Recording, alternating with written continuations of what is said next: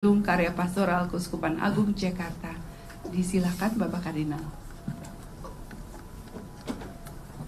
Selamat pagi saudara-saudara yang terkasih. Selamat Paskah untuk yang merayakan. Seperti biasa, Keuskupan Agung Jakarta menyampaikan konferensi pers yang pada dasarnya isinya semuanya sudah ada di sini. Mungkin baik kalau saya mencoba menjelaskan struktur dari siaran pers ini. Yang pertama, karena ini adalah Paskah, maka bagian yang pertama itu berkaitan dengan iman Kristiani mengenai Paskah. Jadi pasti berarti sekurang-kurangnya untuk umat Katolik, umat Kristiani. Intinya begini, satu, merayakan Paskah itu tidak cukup. Yang mesti dicapai adalah dengan merayakan Paskah, saudara-saudara kita yang merayakan Paskah itu menjadi manusia Paskah. Itu kata kuncinya, manusia Paskah. Manusia Paskah itu yang seperti apa? Tentu yang membiarkan Kristus yang bangkit hidup di dalam dirinya. Sehingga hidupnya, pilihan-pilihan hidupnya, pilihan-pilihan tindakannya itu tidak ditentukan oleh dirinya sendiri saja, tetapi oleh Kristus yang hidup di dalam diri orang yang percaya itu. Nah, indikatornya apa kalau orang yang membiarkan Kristus hidup di dalam dirinya? Indikatornya secara umum adalah seperti Yesus yang selalu berjalan, berkeliling sambil berbuat baik. Itu inti perayaan Paskah, menjadi manusia Paskah, membiarkan hidup di dalam dirinya, lalu menjadikan dirinya itu seperti Yesus yang berjalan, berkeliling sambil berbuat baik. Itu yang pertama. Yang kedua, berbuat baik itu kan konsep yang sangat luas. Maka harus dirinci berbuat baik itu apa. Salah satunya tentu saja adalah dengan mempertimbangkan konteks di mana gereja pada umumnya dan khususnya Gereja Keuskupan Agung Jakarta ini hidup. Di pusat kota Jakarta, di wilayah Negara Kesatuan Republik Indonesia. Banyak hal yang sungguh-sungguh bagus yang dilakukan, berbuat baik, seperti bagaimana selalu saya baca setiap hari di dalam salah satu koran nasional, halaman paling belakang, itu selalu ada cerita-cerita kecil mengenai pejuang kemanusiaan.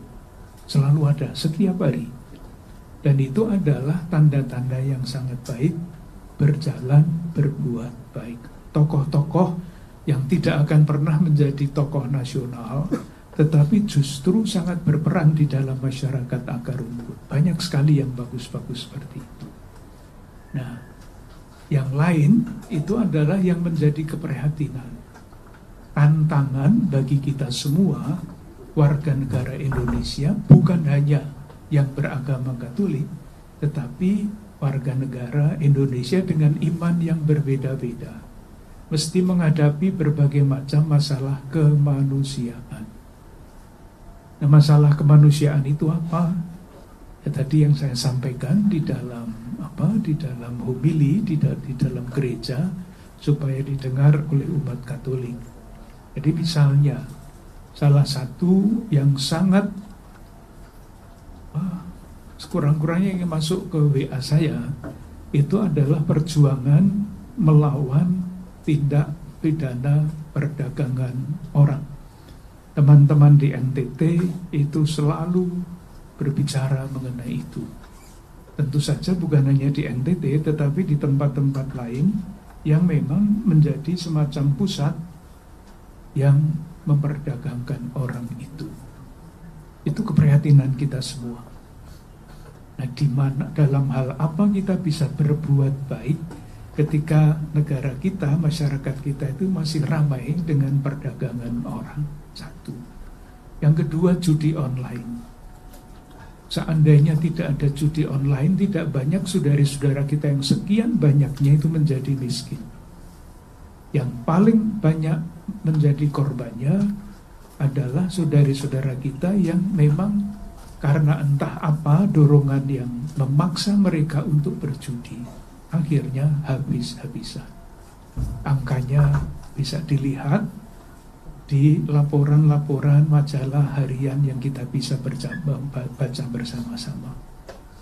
Yang sangat mengerikan juga adalah korupsi. Tadi saya membacakan yang dikatakan oleh Paus Fransiskus mengenai korupsi. Saya bacakan lagi ya, karena itu kejahatan publik yang sangat merusak. Kata-kata Paus Fransiskus itu tidak untuk bangsa Indonesia, tetapi untuk korupsi pada umumnya. Dikatakan begini: luka-luka bernanah. Coba silahkan perhatikan kata itu. Ini saya mengutip, bukan karangan saya. Luka-luka bernanah akibat korupsi ini merupakan dosa berat yang berteriak ke surga. Karena luka itu merongrong dasar-dasar kehidupan pribadi dan masyarakat. Korupsi membuat kita tidak mampu melihat masa depan dengan penuh harapan. Karena keserakahannya yang lalim itu menghancurkan harapan-harapan kaum lemah dan menginjak-injak orang yang paling miskin di antara kaum miskin. Korupsi adalah skandal publik yang berat. Kalau korupsi itu dijalankan oleh suatu lembaga atau orang yang di dalam lembaga itu disebut wakil Tuhan, Tuhan yang macam apa yang diwakili dengan korupsi itu? Pertanyaan yang sangat dahsyat. Kalau wakil Tuhan yang berkorupsi itu menjatuhkan hukuman di dalam pengadilan, hukuman macam apa yang akan dijatuhkan oleh pribadi-pribadi seperti itu? Ini sehari-hari kita baca di dalam laporan-laporan media massa. Belum lagi adanya kekerasan di dalam rumah tangga, kekerasan antar warga kampung. Tadi malam, hari Jumat malam, itu ketika teman-teman mahasiswa berziarah berjalan kaki malam hari dari Jakarta Selatan sampai ke sini, di tengah jalan mereka bertemu dengan tawuran. Ketika masyarakat masih suka tawuran, itu pasti ada sesuatu yang tidak beres, entah apa. Itulah tantangan-tantangan konkret dan sekian banyak yang lain yang saya tidak mengatakan dengan istilah yang lain, yaitu tantangan bagi kita semua. Tidak usah menyalahkan siapa-siapa, harus mencari akar-akar menurut tanggung jawab yang berbeda-beda. Pemerintah negara mencari akar dari masalah itu dan mencoba mencari jalan keluar. Dunia bisnis mesti mencari akar dari semuanya itu dan terlibat di dalam mengusahakan kebaikan bersama. Masyarakat warga, kita semua juga mencari jalan-jalan yang mesti kita temukan agar kita ikut berjalan sambil berbuat baik itu. Itu yang kedua dan ketiga. Atau keberapa tadi ya, pokoknya itulah isinya. Nah, yang terakhir, bersama-sama dengan Gereja Katolik seluruh dunia, Gereja Katolik di Keuskupan Agung Jakarta dan di Indonesia sedang merayakan yang namanya tahun yubileum. Tahun yubileum itu diadakan 25 tahun sekali. Jadi nanti tahun berikutnya ya tahun 2050. Apa itu isinya? Secara singkat begini, ini tentu khas Katolik, karena yang merayakan hanya Gereja Katolik. Kalau melihat sejarah umat Allah, mereka kan diberi hukum-hukum Tuhan, katakanlah begitu ya. Harapannya supaya mereka itu hidupnya damai, sejahtera, menjadi suatu tanda petik bangsa yang semakin berbakti kepada Allah. Dan bangsa yang semakin berbakti kepada Allah itu indikatornya adalah keadilan, damai, sejahtera, itu indikatornya. Kalau keadaan bangsa itu tidak damai dan tidak sejahtera, baktinya kepada Allah itu bisa diragukan. Karena bakti yang sejati hanya bisa dilihat dari indikatornya. Ternyata di dalam sejarah umat Allah itu yang sudah dibekali dengan segala macam yang bagus, itu semakin lama semakin luntur. Yang kaya semakin kaya, yang miskin menjadi korban dari orang-orang kaya karena menjadi budak, tanahnya dirampas, dan segala macam penindasan pada zaman itu. Nah, tahun Yubileum itu adalah saat ketika tatanan yang rusak itu dipulihkan kembali, diusahakan pulihnya. Orang yang dijadikan budak karena entah apa dibebaskan, supaya dia bisa memulai lagi sesuatu yang baru di dalam kehidupan ini. Hutang-hutang yang membuat dia itu tidak bisa membayar, lalu dirampas tanahnya dikembalikan kepada yang punya, supaya saudara-saudara kita yang tidak berdaya itu bisa bangkit kembali. Nah, Gereja Katolik Keuskupan Agung Jakarta sedang merayakan ini, dan temanya tahun ini adalah Peziarah Pengharapan. Maka umat Katolik dituntut, tidak hanya diminta, dituntut untuk mencari jalan supaya menjadi peziarah pengharapan dan penabur pengharapan. Sebagai masyarakat, warga masyarakat biasa, kita tidak akan mampu melakukan hal-hal besar karena kita tidak mempunyai kewenangan atau di dalam posisi menentukan kebijakan. Tetapi meskipun demikian, dalam keadaan apapun, kita dituntut untuk rajin berbuat baik secara kontekstual. Saya memberikan contoh. Tadi ketika keluar dari gereja, saya bertemu dengan seorang ibu yang membopong anaknya. Kelihatan bahwa anak itu tidak sehat. Kepalanya agak besar, dan ibu itu mengatakan, "Romo, ini sakit kanker." Ibu dari mana? Dari Kalimantan. Terus di Jakarta tinggal di mana? Di rumah singgah. Nah, salah satu yang dilakukan oleh Keuskupan Agung Jakarta adalah rumah singgah seperti itu, rumah teduh, untuk memberi tempat kepada keluarga-keluarga dari tempat-tempat yang jauh, Kalimantan, Papua, Medan, Aceh. Tidak menyelesaikan masalah, tetapi menjadi suara hati di dalam masyarakat. Anak-anak seperti itu harus berobat di Jakarta, di RSCM atau di RSPAD, rumah sakit kelas A, karena di tempat mereka tidak mungkin berobat dengan penyakit seperti itu.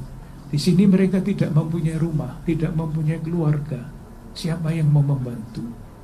Maka disediakanlah rumah teduh. Misalnya, banyak sekali teman-teman, bukan hanya umat Katolik, tetapi lintas agama yang menyediakan hal seperti ini. Tanda pengharapan, penabur pengharapan. Masih banyak cerita-cerita kecil seperti itu yang bisa diceritakan. Intinya adalah kita semua dengan segala macam kompleksitas realitas masyarakat kita diajak, didorong untuk menjadi penabur pengharapan dengan hal-hal yang kecil. Ceritanya panjang, nanti habis waktunya untuk cerita itu. Moga-moga pesannya yang paling penting ditangkap. Merayakan Paskah tidak cukup ikut misa 1,5 jam atau 2 jam, tetapi mesti mendorong orang yang merayakan Paskah menjadi manusia Paskah. Manusia Paskah artinya apa? Membiarkan Kristus di dalam hidup orang yang percaya itu. Kristus yang macam apa? Kristus yang berjalan dan berkeliling sambil berbuat baik dengan segala macam konteksnya. Yang berada di dalam jabatan pemerintahan silahkan memutuskan, memikirkan berbuat baik itu apa. Pasti kalau korupsi itu pasti bukan berbuat baik. Kalau ikut terlibat di dalam perdagangan orang pasti tidak baik. Demikian juga di lingkungan bisnis dan di dalam masyarakat warga. Pelanggar aturan lalu lintas itu pasti membahayakan, itu bukan berbuat baik. Taat kepada aturan lalu lintas itu berbuat baik. Karena membuat orang yang lewat di jalan raya itu percaya saya akan aman lewat di sini, tidak tertabrak oleh orang-orang yang melanggar peraturan lalu lintas itu. Begitu untuk sementara. Intinya yang lain-lain yang konkret ada di dalam yang sudah dicetak itu. Terima kasih. Terima kasih Bapak Kardinal Ignatius Suharyo yang telah memberikan tentang press conference pada hari ini. Dan saya buka untuk pertanyaan, sesi pertanyaan sebanyak 3. Kira-kira ada dari teman-teman?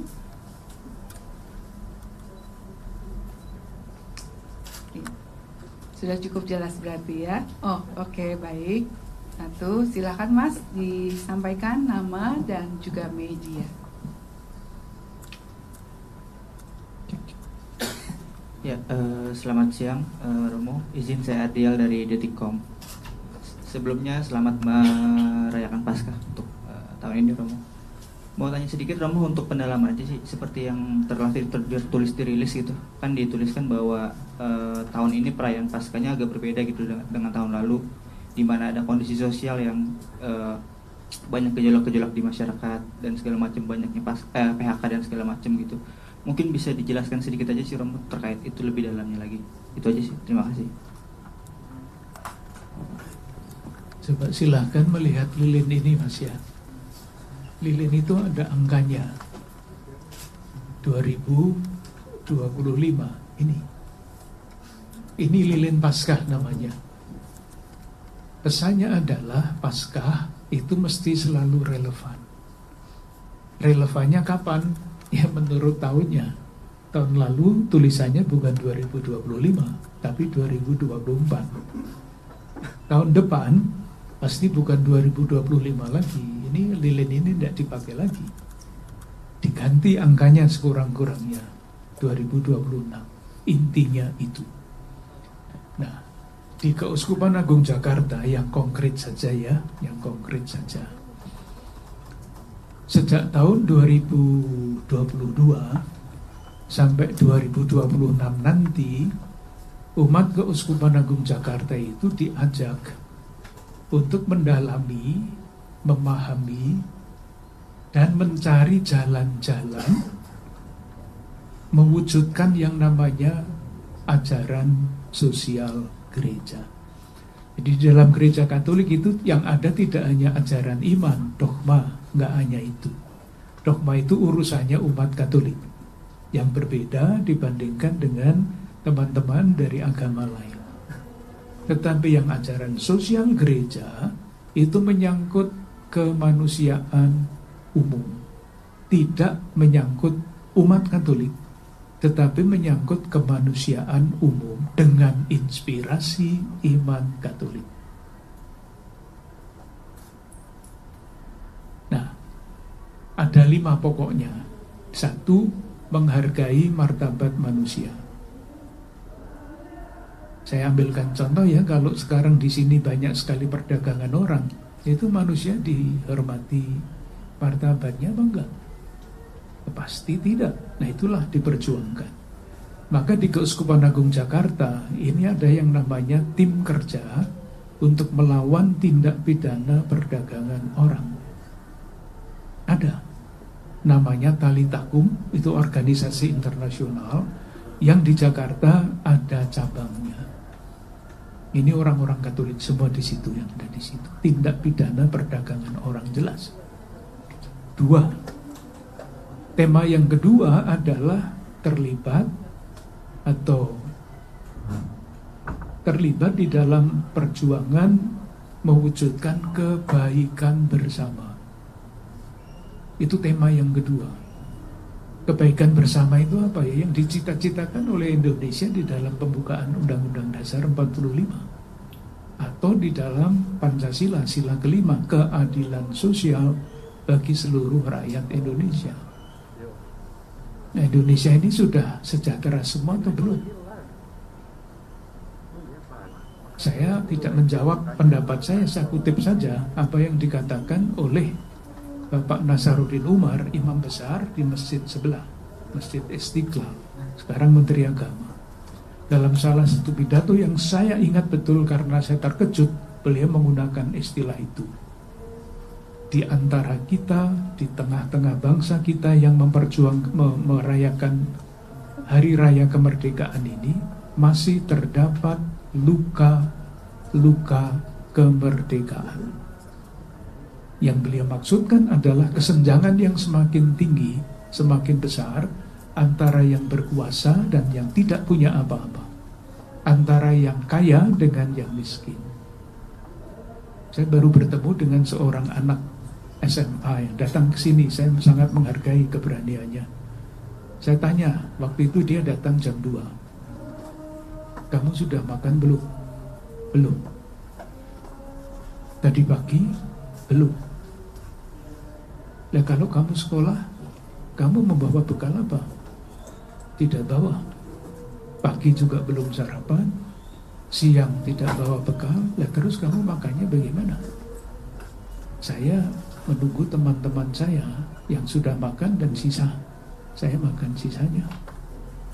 Itu di sekitar saya, datang ke sini di kamar tamu ini anak sekolah. Lah yang tidak sekolah kayak apa?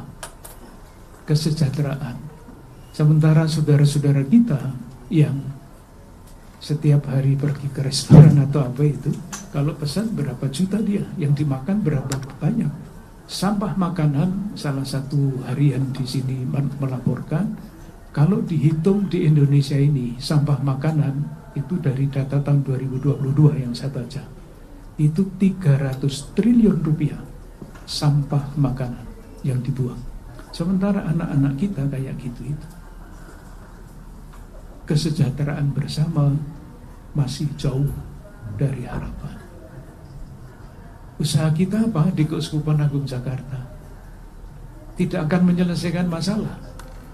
Tetapi misalnya beberapa wilayah, beberapa paroki komunitas umat Katolik itu setiap hari Rabu menyediakan makanan berkat.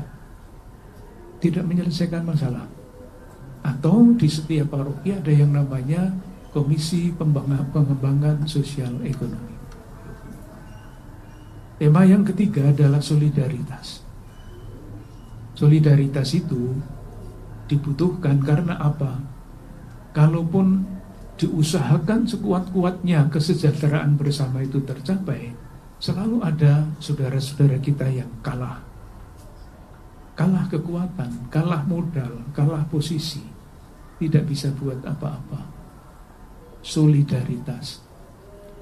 Kalau belum pernah, silahkan pernah mencoba mengunjungi lapak-lapak sampah di kota Jakarta ini. Di sana banyak sekali keluarga-keluarga yang tinggal di situ. Mereka datang dari tempat lain, tidak punya KTP, nikah juga tidak ada surat nikah, karena keadaan, bukan karena tidak mau. Kemarin teman-teman yang menamakan diri komunitas San Egidio itu mempunyai ada keluarga yang tergerak dan memberikan beasiswa kepada keluarga-keluarga yang tinggal di lapak itu, satu keluarga satu. Nah, ketika dikumpulkan keluarga-keluarga itu, seorang bapak namanya Supandi itu mengatakan begini, saya sungguh berterima kasih. Inilah salah satu yang saya harapkan seumur hidup saya sampai sekarang, bahwa ada keluarga yang rela memberi beasiswa anak saya untuk sekolah. Silahkan membayangkan di tengah-tengah dunia yang lain itu bisa mencari ilmu sampai kemana-mana, ini tidak pernah bisa sekolah. Solidaritas perlu dikembangkan.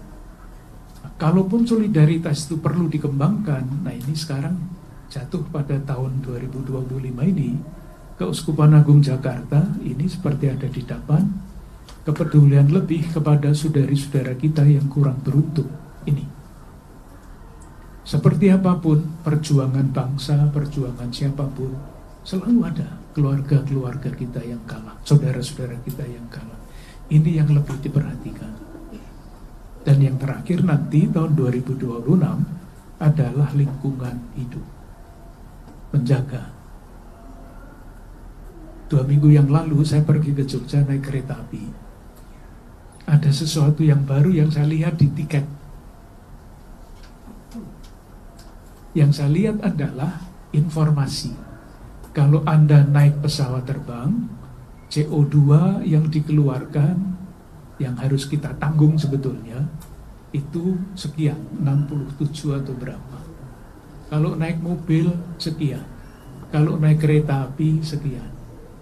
Yang paling kecil adalah kita, kalau naik kereta api, itu kita merugikan alam, udara, polusi itu paling kecil.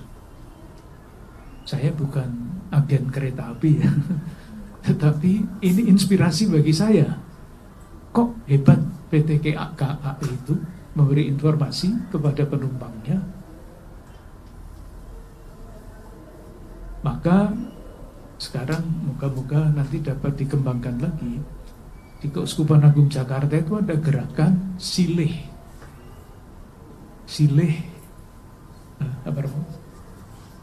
ekologis. Jadi kalau seseorang umat Katolik Keuskupan Agung Jakarta naik pesawat terbang, dia disadarkan Anda ikut merusak udara, maka harus ada silihnya. Dia bisa terbang, tetapi menyisihkan dananya untuk usaha melibatkan diri menjaga lingkungan hidup. Itu konkret sekali, Mas. Itulah yang namanya jalan-jalan baru, jalan-jalan kreatif, supaya Paskah ini tidak hanya upacara 1,5 jam, tetapi menjadi menjadi daya yang membuat kita dalam tanda petik, istilah pendeknya, berjalan sambil berkeliling, sambil berbuat baik. Berbuat baik konteksnya bisa luas sekali. Ya, demikian. Apakah ada lagi yang ingin bertanya? Ya, saya rasa cukup. Terima kasih banyak teman-teman atas kehadirannya dalam